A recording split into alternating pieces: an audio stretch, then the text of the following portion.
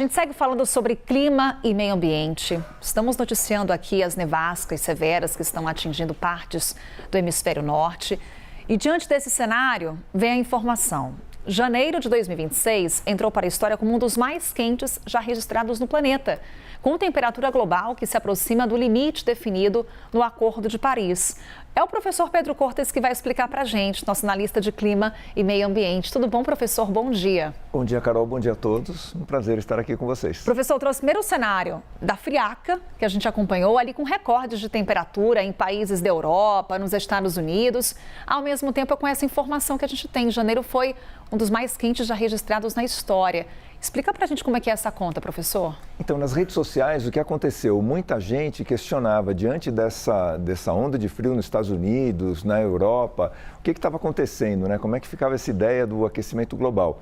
Mas, na verdade, o que estava ganhando espaço na mídia, na imprensa, eram realmente essas questões de tempo muito anormal no hemisfério norte. Mas em outros locais, como foi o caso da Austrália, do sul da Argentina, as temperaturas foram muito elevadas, inclusive com incêndios florestais muito significativos, mostrando que se uma parte do planeta apresentava um clima frio, uma outra parte estava com um clima muito, muito quente.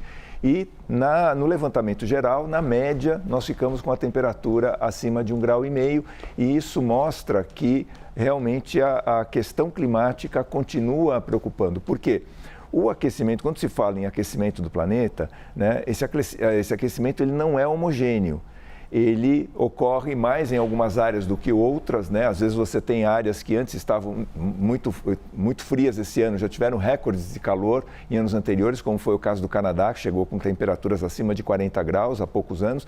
Então, há um distúrbio muito grande na circulação atmosférica em todo o planeta que causa essas distorções. E aí a gente percebe cada vez mais os extremos do clima. Exatamente. É o que a gente está verificando, por exemplo, aqui no Brasil, em outros locais. Às vezes, quando falta chuva, falta durante muito tempo. E quando vem a chuva, ela vem de uma maneira muito significativa, o que está acontecendo aqui em São Paulo, está acontecendo em outras áreas do Sudeste. Então, esse distúrbio, né, esses extremos climáticos, infelizmente, eles fazem parte desse novo contexto com o qual a gente tem que trabalhar. E a gente olhar para a temperatura média global, se aproximando de 1,5 graus. Isso, e aí isso nos remete ao Acordo de Paris, Sim. Que é aquela busca que a gente tem que ter de manter esse aquecimento dentro de 1,5 graus. Por que 1,5 graus? Porque os modelos estatísticos, os modelos meteorológicos mostram que se a gente ultrapassa constantemente 1,5 graus de aquecimento médio em todo o planeta, esses distúrbios atmosféricos, esses eventos climáticos extremos, eles passam a ocorrer com muito maior frequência e muito maior intensidade, e a gente vai efetivamente perdendo o controle da situação.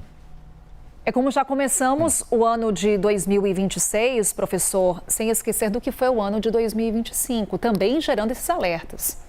Nós tivemos, não só 2025, mas se a gente pegar 2024, com o que aconteceu, por exemplo, no Rio Grande do Sul, né, nós tivemos alternância no Rio Grande do Sul de um período muito forte de estiagem, depois aquela tragédia que aconteceu com chuvas imensas no Rio Grande do Sul. Nós tivemos uma seca na Amazônia, coisa que você que é de Belém, coisa que não acontecia na Amazônia, ou seja, os rios perderem volume a ponto de você conseguir atravessar andando. Comunidades isoladas, professor. Né? E as comunidades ficando isoladas, sem acesso a alimentos, sem acesso a combustível, sem acesso a assistência médica. Quer dizer, esses extremos, só para citar algumas ocorrências aqui no Brasil, têm impactado sobremaneira o nosso dia a dia.